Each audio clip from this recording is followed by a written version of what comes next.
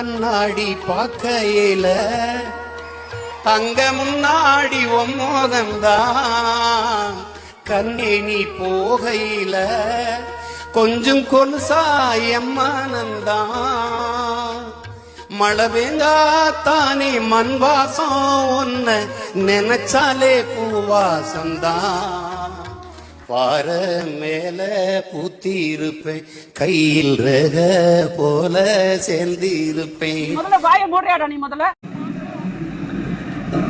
அடுத்து இப்படி சாப்பிட்டுட்டே இருக்கிறோம். இந்த மாதிரி கதை ஓடுது. ஒரு தடவை அண்ணன் பொட்டண்ணன் வீட்டுக்கு சாப்பிட போகிறோம். சாப்பிட போகும்போது என் தம்பி சிரஞ்சீவி, நான், எங்கள் அண்ணி எல்லாம் சாப்பிடுவோம். எங்கள் அண்ணி எனக்கு எடுத்து வைக்கும்போது இட்லி, தோசை, சாம்பார், சட்னி. இட்லியா பாட அப்படின்னு நான் சொல்கிறேன். உடனே எங்கள் அண்ணியும் எங்கள் அண்ணனும் சிரிக்கிறாங்க. பொட்டண்ணனும் எங்கள் அண்ணி. ஏன் அண்ணி சிரிக்கிறீங்கன்னு எங்கள் அண்ணன் பதில் சொல்லுவார். அண்ணன் ஏன் சிரிக்கிறீங்க? இல்லை, உங்கள் அண்ணன் சொன்ன தலைவர் ஒரு வாரம் பாரு, நீ அவன் தோசை இட்லிக்கு வந்துடுவான். திருச்செந்தூருக்கு நான் போவேன், முருகன் கோயிலுக்கு அடிக்கடி போவேன். திருச்செந்தூருக்கு போகும்போது அந்த குருக்களுக்கு தெரிஞ்சிருது. அந்த என்னை வரவேற்க பூக்களை கொண்டாந்து கொடுக்குறாங்க, கும்பிடுவேன். தமிழில் ஓதிடுறோம். நம்ம உண்மையிலே முன்னா தமிழில் ஓதுறோம் அப்படின்னு. அங்கே போனோடனே நான், என் மகன், 2 மகங்களும் என் மனைவி உட்காந்துருவேன். இப்படி அவருக்கு வரலை, இப்படி எழுதி வச்சுக்கிட்டேன். வள்ளியின் மணாலனி முருகனே அப்படி அப்படி பார்த்துக்கிட்டே படிக்கிறாப்படி. அப்ப கூட எனக்கு பெருமை தான். சரி, வள்ளியின் மணால பாடுற அப்படி அது இப்படியே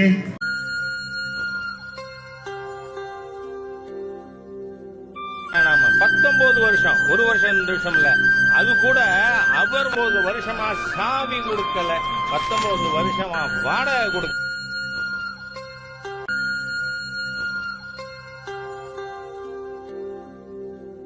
சின்ன பிள்ளைல எல்லாம் பேய் அப்படின்னு பயப்படுவாங்க. நான் சுடுகாட்டில் தான் போய் அந்த படுத்தே கிடப்பேன். அங்க விளக்கறியும் அதுல தான் போய் படிப்பேன்.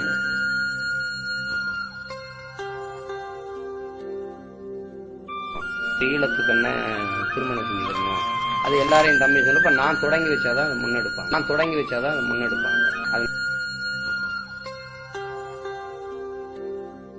வந்த உடனே பாண்டியார் பொன்னம்பலால அணைய கட்டம் கட்டி தண்ணியை திருப்புறோம் மேட்டூருக்கு. இங்க முல்லைப்பெரியாற்று பார்த்து அதிலே போதுமான அளவுக்கு தண்ணீரை விளைச்சிருவாங்க. கருணாநிதி ஒரு மாநில முதலமைச்சர் தானே, அவர் எப்படி போரை நிப்பாட்டுவார் என்று கேட்கிறார். நான் கெஞ்சி கேட்டேன், என் அன்பு மக்களே, முதல்வன் படம் போல காலையில் 5 மணியிலிருந்து சாயந்தரம் 5 மணி வரைக்கும் என்னை ஒரு நாள் முதலமைச்சராக்கி விடுங்கள், நான் எப்படியாவது போரை நிப்பாட்டி விட்டு வந்து விடுவேன்.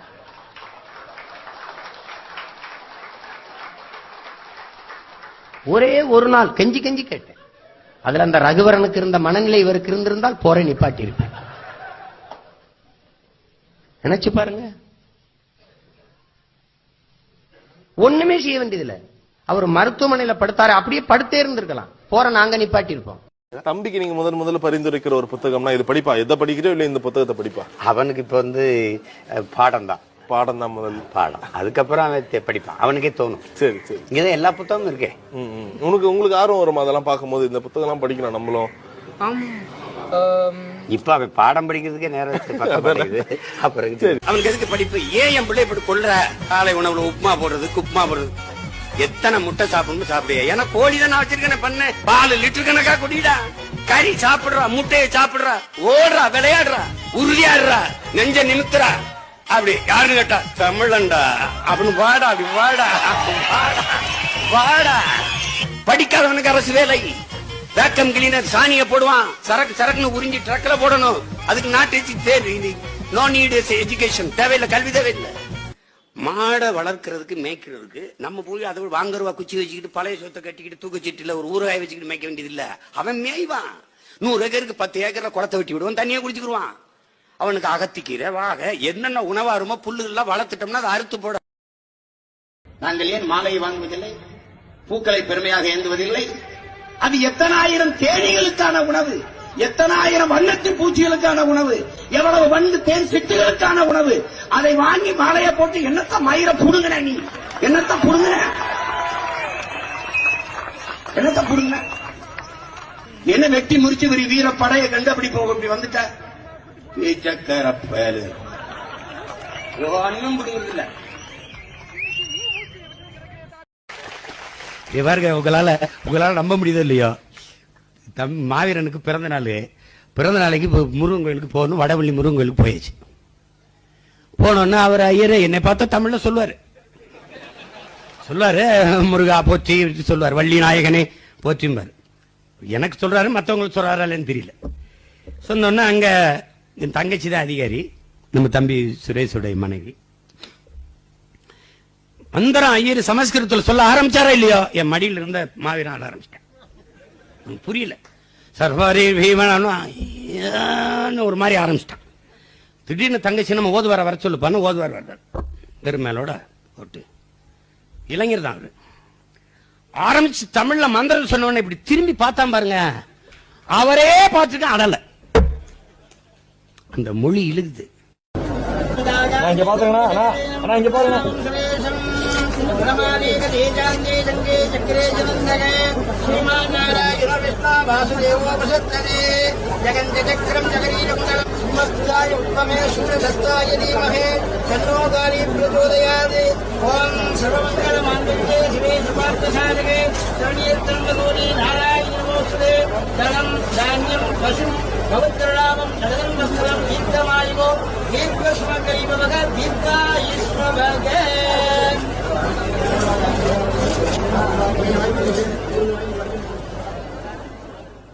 சிங்கள நிம்மதியா தூங்கிட்டான்னா பெருமை. இந்த தமிழ்நாட்டின் முதலமைச்சர் நாற்காலியில நம்ம ஏறி அமர்ந்துருவோம். சிங்கள நிம்மதியா தூங்கிட்டான்னா பெருமை.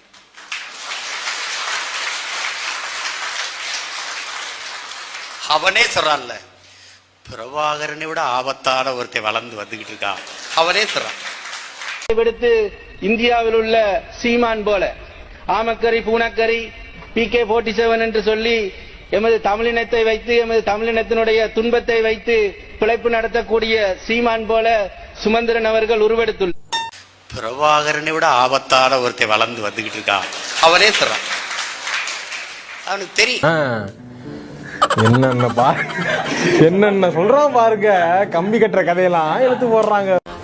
இந்திய நிலத்திலேயே இந்த மாநிலத்துல மட்டும்தான் அதிகப்படியான திரைக்கவர்ச்சி இருக்கு.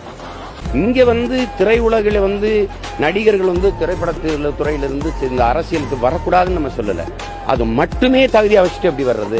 இப்ப நானே படைக்கிற எடுத்துக்கிட்டா, அவர் சம்பாதிக்கிற வாங்குற பணத்துல சரி பாதி பாதிக்கு மேலாக மக்கள் கொடுத்துடுறது. நீண்ட காலமா அந்த வேலையை செஞ்சிருக்காரு. ஆனா அவரே வரலையா அரசியலுக்கு? அப்ப நீங்க எந்த போராட்டத்திலையும் பங்கு இருக்கிறது இல்ல, எந்த இது மக்கள் பிரச்சனைக்கும் கருத்து சொல்றது இல்ல, எதுக்கும் பேசுவதில்ல. அது எதுக்கு அது தேவையில்லை அப்படின்னா எப்படி? இப்ப அரசியலுக்கு வரும். ரஜினிகாந்தையும் கமலஹாசனையும் அடிக்கிற அடியில் இன்னைக்கு எந்த நடிகனுக்கும் கட்சி ஆரம்பிக்கணுங்கிற எண்ணம் வராது. எல்லாருக்கும் சேர்த்து நடிக்கிறது மட்டுமே நாடாள தகுதின்னு நினைக்கிற ஒரு கொடுமை இருக்குல்ல, அதை இதோட முழிக்கணும்னு நாங்க நினைக்கிறோம். சீமான் அவர்கள் சிஎம் ஆயிட்டாங்க அப்படின்னா இதுல வரவங்களுக்கு இந்த பொறுப்பு தருவேன் அப்படின்னு நீங்க சொல்லணும். ஒரு போட்டோ போடுவோம். இதுல யார் யாருக்கு என்னென்ன பொறுப்பு தருவீங்கன்னு நீங்க சொல்லணும். அண்ணன் SK அவர்கள் ஏதாவது ஒரு துறை, ஏதாவது ஒரு துறை. நான் கலை இலக்கிய பண்பாட்டுத்துறையை கொடுப்பேன் என் தம்பிக்கு.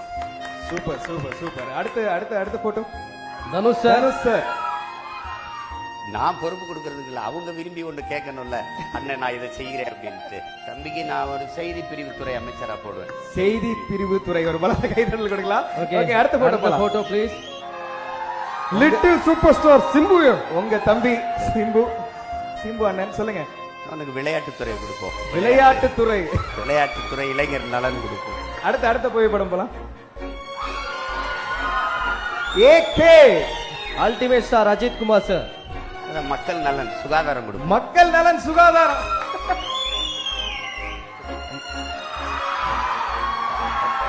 உங்க தம்பி அவருக்கு என்ன பொறுப்பு கொடுப்பீங்க? என் தம்பி துணை முதல்வர் ஆக்குவேன், டிப்டி சீஃப் மினிஸ்டர் ஆக்குவேன். ரொம்ப திமிரா பேசுன பாப்போம். ரொம்ப பேசுறேன்னு வெங்காயத்துல வந்து முள்ள குத்தி அவங்க வீட்டு கோழிக்கு போட்டு விட்டோன்னா அவர் வந்து வேகமா கொத்தி அதை எடுக்க முடியாது முழுங்கிறாரு. முழுங்கும் போது இங்க மாட்டிக்கிறேன், சத்தம் போட முடியாது. தப்புன்னு எடுத்து கையில போட்டு அப்படியே மடிச்சு கட்டிட்டு போயிடுவான் ஒருத்தன் கையில. கண்ணை காட்டி மச்சான் தயாராயிடுச்சு அப்படின்னு அங்கேயே ஓடு பானையெல்லாம் வச்சிருப்போம். வச்சு எண்ணெய் எல்லாம் எடுத்துட்டு போயிட்டு காட்டுலயும் மிளகாய் இருக்குது, சீரகம் இருக்குது வயக்காட்டுல. அப்ப தண்ணி எடுத்து அப்படியே ஊத்தி அப்படியே என்ன ஒண்ணு வெங்காயத்தெல்லாம் பிச்சு போட்டு அப்படியே மிளகாய் போட்டு சுட்டுருவோம். அது வந்து அதுதான் உப்பு கறி ஆயிருது. அது இப்போ வரைக்கும் தமிழுக்கு எல்லாம் செஞ்சு கொடுப்பீங்க. இப்ப அது செஞ்சோம்னா இப்ப உலக புகழ் பெற்று. காவல்துறைக்குள்ள பல பேர் நம்மால வெளியில சொல்ல முடியல. வானூர்தி நிலையத்துக்குள்ள வருவேன். அந்த சோதனை அதிகாரி கையை இப்படி தூக்கும் போது, அண்ணே அண்ணே ரத்தம் கொதிக்குதுண்ணே, நான் கையை பிடிப்பேன். அண்ணே நான் வாழுண்ணே வாழு என்ன செய்யறதுண்ணே, போயிட்டான. பல பேர் உள்ள குந்திரிக்கிட்டு இருக்கான், நாங்க மேடையில கொட்டிக்கிட்டு இருக்கோம். இப்படிதான் டெல்லிக்கு போனோம். நானு தம்பி பிரபு எங்க மூத்தவர். இன்னொரு நிலையத்துக்கு வரும்போது பிரபு வண்டியை கொஞ்சம் பின்னாடி எடுத்து விட்டு வரேன்னு அங்க நின்றுட்டான். நான் முன்னாடி போயிட்டேன். எங்க மூத்தவர் வந்து தம்பி தம் போட்டு வரேன் அப்படின்ட்டு அங்கிட்டு போயிட்டாங்க. திடீர்னு பாத்தீங்கன்னா சுத்தி என்னை ராணுவம் வளைச்சிருச்சு ராணுவம். பிரபு அப்படியே பதறிட்டான், என்னன்னு தெரியலேன்ட்டு. எங்க மூத்தவர் அப்படியே கட்ட பாதி அப்படியே நிக்கிறாரு. சுத்தி நின்றுட்டு கட்டி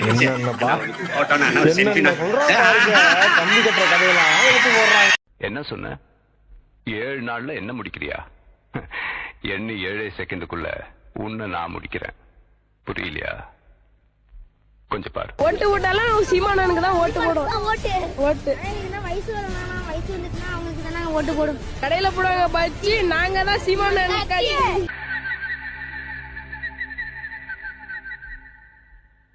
கொஞ்சம் அங்கே பாரு கண்ணா. வராதே பசுமனுக்கு வராது, பணத்திற்காக பிழைப்பு நடத்தும்